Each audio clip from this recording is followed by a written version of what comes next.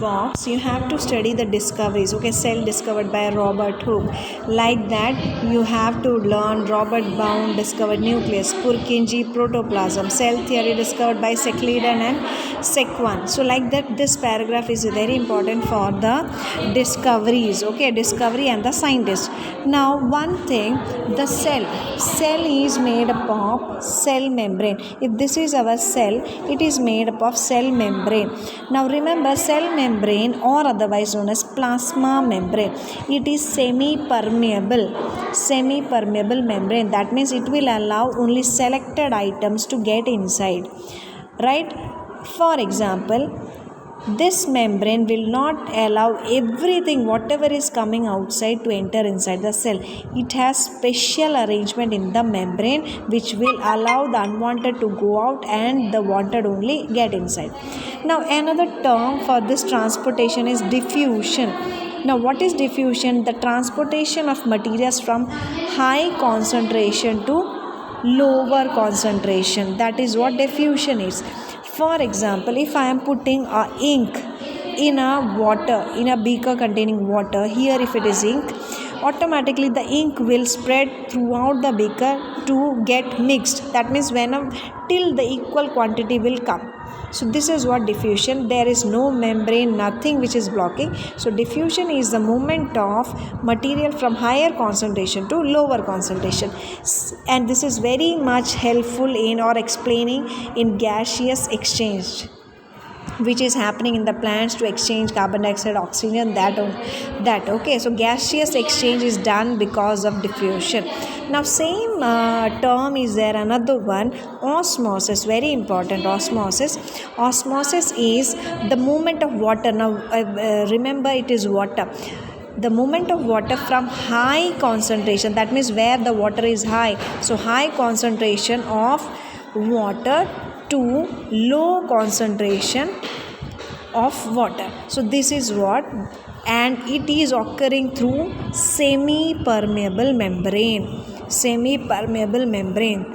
Remember, the movement of water from its high concentration to its low concentration through semi-permeable membrane is called osmosis. Now it is of three types: hypotonic, isotonic and hypertonic. Now hypotonic, when a cell is kept in a water, in a beaker having a large amount of water. Okay, so remember, here the water amount is more in the outside, so it is a diluted solution. So hypotonic will be always diluted. Now what will happen where the water is more?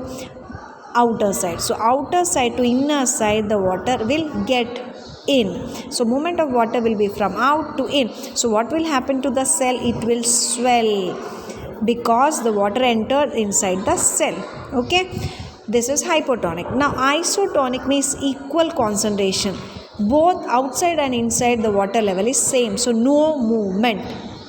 Hypertonic, you are putting a cell inside a beaker having little bit of water, but inside the cell the water level is more, so more is inside. So how the movement will be? As I told you, the movement of water from its higher concentration to its lower concentration. So what will happen?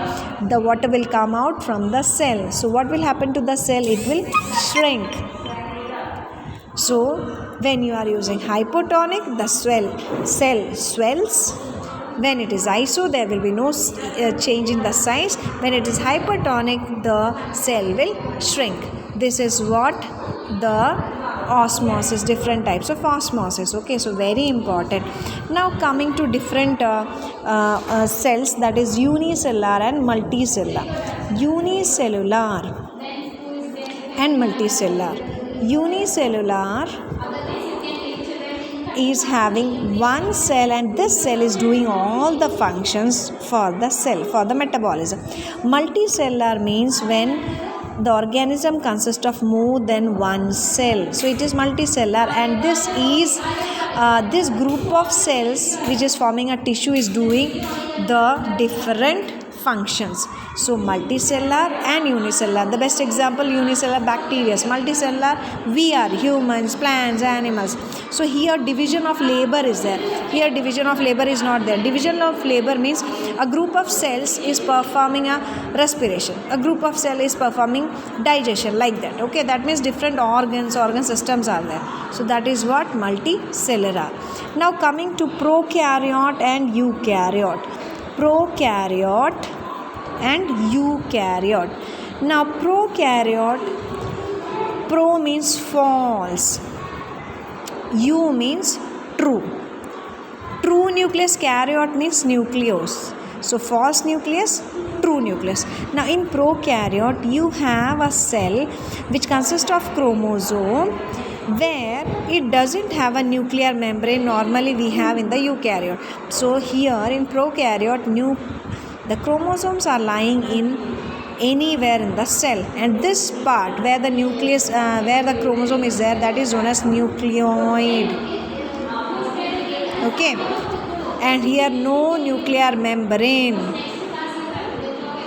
and the size of the organism is very, very small size, small in size. Okay, in the case of eukaryote, it has a proper nucleus. If I am drawing a cell, there will be a proper nuclear membrane here. Okay, and it consists of the chromosomes. So chromosomes are protected by the nuclear membrane. So it has a proper nuclear membrane, and there is no nucleoid because already the chromosomes are in a perfect place. Size will be larger as compared to eukaryote. Large size. Understood? Now from the nuclear membrane there is one organelle known as endoplasmic reticulum. You can see it is loop like, and it has certain in their surface certain things. Here also I will draw one, and which is continuation with this.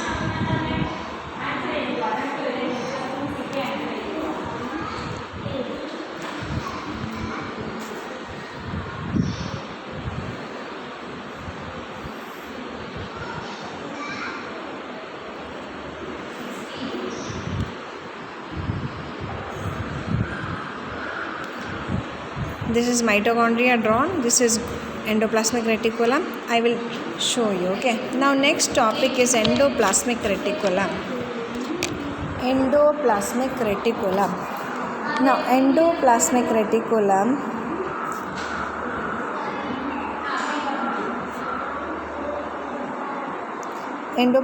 reticulum is having small loop-like structure like this. Okay, and it is of two types. This one is smooth type, and this one, if it is having like this, it is rough. So endoplasmic reticulum is divided into two types, that is smooth endoplasmic reticulum and rough endoplasmic reticulum. A rough endoplasmic reticulum consists of ribosomes, which is the site of protein synthesis. Okay. In the case of smooth, it is meant for synthesis of fats, lipids, sugars, small amount of proteins, etc. And also smooth endoplasmic reticulum, because of synthesis of this, it is meant for membrane biogenesis. That means it is helping in the formation of membranes, membrane biogenesis, and also genesis. Also, endoplasmic reticulum is helping in the formation of membranes, also in the transportation of materials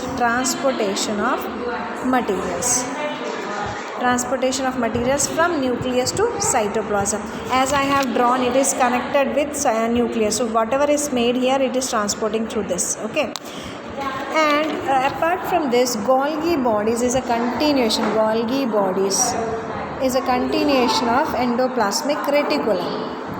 So its main function is to modify the proteins which is coming from the endoplasmic reticulum, also to packing, to pack it, and then to transport.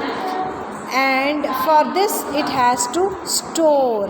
So first it is storing, then modifying, packing and transporting to different regions where it is required. So Golgi bodies is a export system of the cell which is exporting to particular site. So whatever is made in the endoplasmic reticulum is carried by the Golgi bodies, and Golgi bodies is responsible for the making of lysosomes. Very important. Okay. And Golgi bodies is like disc shaped, like this. Okay, and each one of this is known as cistern. Okay, understood? This is having small round which is identification mark, and this is nothing but the breakage of this. Okay, excretion coming from this, right? Now comes the lysosome. Lysosome, who is making? I hope you know now. It is made by Golgi bodies and Golgi bodies. Lysosome is also known as suicidal or digestive bag, because it is having digestive enzymes in that. Okay, digestive enzymes in that. So these digestive enzymes digest the foreign particles which is coming inside the lysosome. So lysosome will engulf that particles, and after that it will become this. Okay, round and round, and it is digested by this digestive enzymes.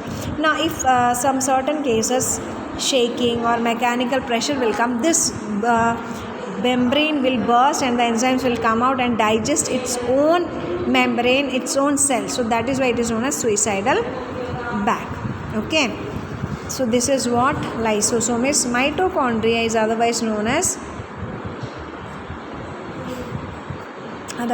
powerhouse of the cell, because it is producing ATP, that is adenosine triphosphate.